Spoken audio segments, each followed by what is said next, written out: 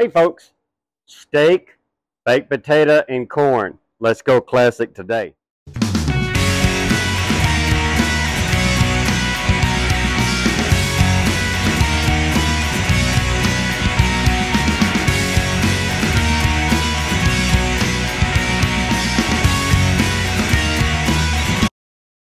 Hey folks, coming to you from the backyard, trying out a new apron. Smell like a new saddle out here, folks. Don't know if I'm going to like this, the way it connects in the back. I might have to do some tinkering with it and get it lined out. But coming to you from the backyard on an extremely hot day in central Mississippi. We had a thunderstorm graze past this morning. Now the sun's out, baking us. I bet I could cook some of this, laying it on the concrete. What are we doing?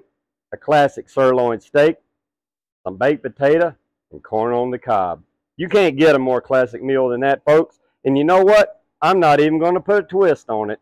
I'm just going to show you how to cook it a little different. So let's talk about this. We've got two big, and I mean big, potatoes that we have been soaking in water for about 15 minutes.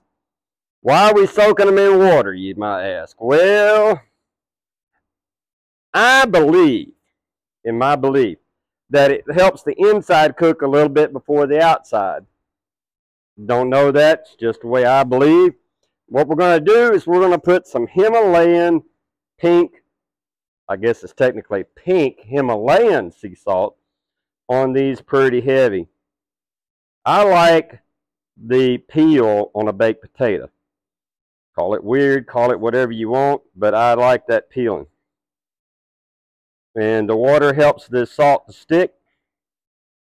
I don't think there's, in my personal opinion, there's really not any difference in this pink salt and regular salt, in my opinion, my taste buds or anything like that, but it sounds pretty cool, don't it? So what we're going to do with these, we're going to wrap them in some foil.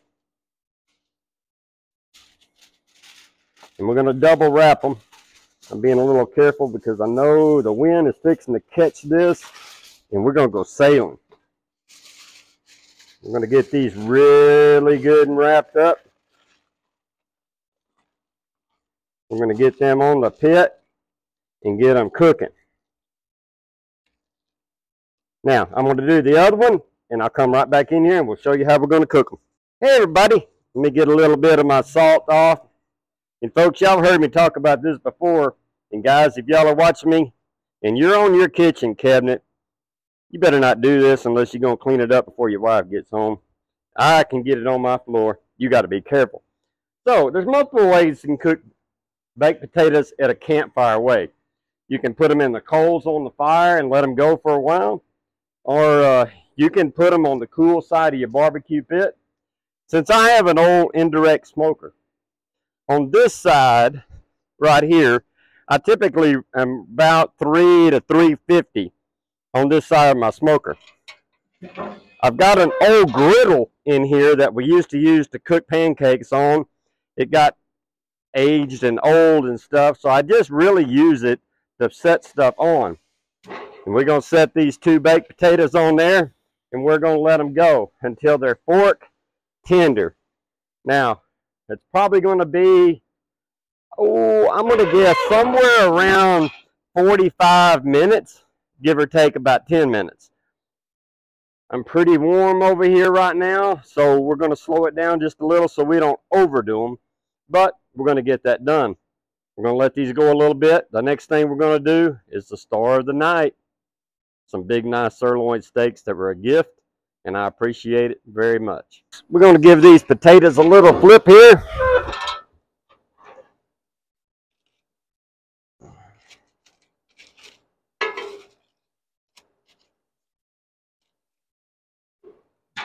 Get them things going fairly good. Sorry for the noise of all that. We took these steaks and we did them a little different than I typically do. I had them marinating in here. My wife has a sauce similar to sweet and sour type sauce that she's found that she really likes. We marinated them in here for about 30 minutes. Look at the size of these, folks. Man, look at that. Ain't that beautiful? Look how this is. Look how thick these are. Look at the marbling in these. This is from a marinade. But see the marbling? Man, I can't wait to sink my teeth off into these. And these were a gift, folks. And I'm leaving this fat on there because I love that fat. Folks, people have trouble, especially, I hate to say it like this, but I'm going to, especially inexperienced people to cook steaks on the fire. They have trouble with these, especially if you want them medium to rare. They have a tendency to overcook them when their meat is really thick like this. They'll get a nice crust on them, but the inside won't be cooked. I'm going to show you a little trick. I think this is actually a French culinary way of doing some things. Don't ask me. You know better than that. We're going to take these and we're going to wrap them in foil. Just a little bit. We're not going to cook these in the foil, but we're going to put them in the foil on the side over there by our potatoes for, maybe 4 or 5 minutes. Then we're going to go on the grill with them, okay? Like I say, I don't know the proper culinary term for this, but get these potatoes moved over where we can have us some room. We're just going to sit them there for a little bit. We're going to let them, they're kind of actually going to steam a little bit inside that foil, and then we're going to put them on there. Is it a reverse sear? No, it's not, okay? It's a different way of cooking altogether. So the 5 minutes or so while those are on there, we've got our ears of corn. These are some beautiful ears of corn. We've got a few pieces of silk still hanging around. We got some beautiful corn. We're going to take these. We're going to wrap them up. And okay, folks, we're going to talk about improvising right now, because we are at the end of the foil. All right, so what we're going to do, we're going to put both of these ears in the same piece of foil. I'm going to put just a little salt on there. And a little bit of pepper.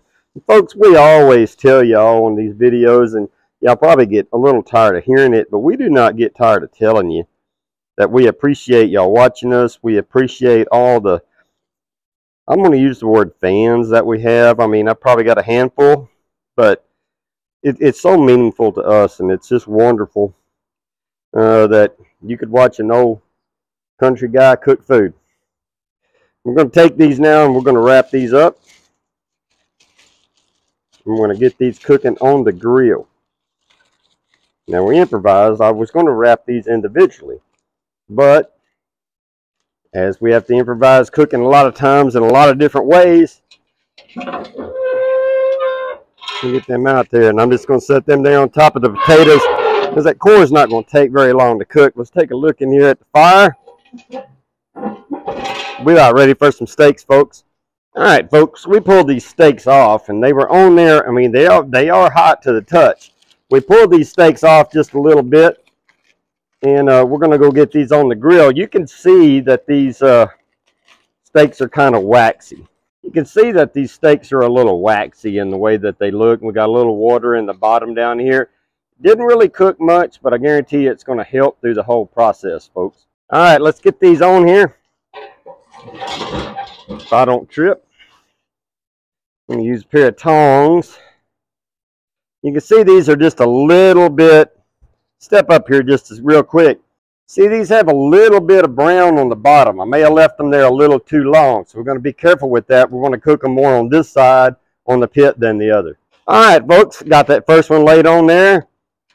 I'm going to get the second one. Get them laid on there.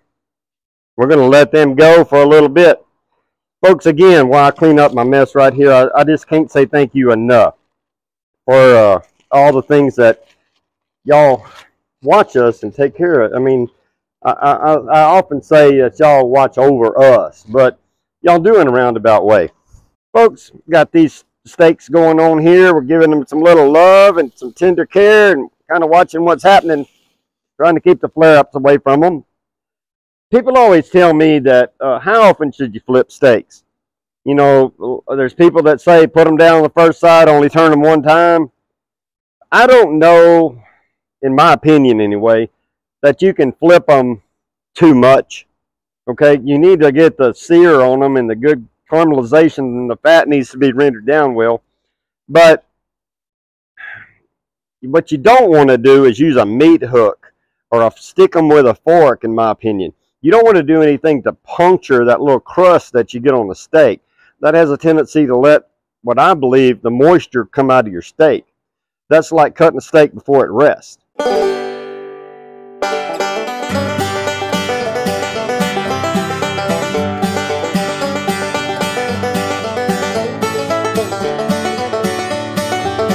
All right, folks, we got this steak all cooked off.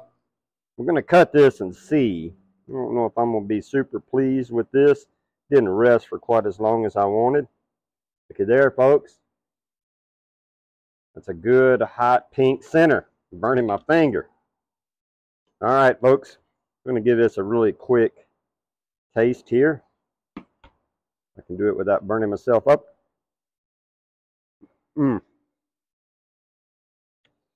Caramelized a little bit more than I would want on the outside. I think some of it had to do with sugars that were in that sauce my wife liked to marinate with. So I think that's the reason why it got a little darker on the outside. It has great flavor, even for me as a salt and pepper guy. Folks, steak, potatoes, and corn.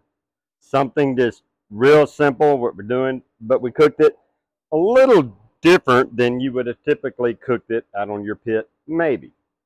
So folks, we enjoy sending you these videos, and we hope you all enjoy these videos. And folks, from the bottom of our heart, we want to thank you, and we want to say, enjoy your food, especially the steak.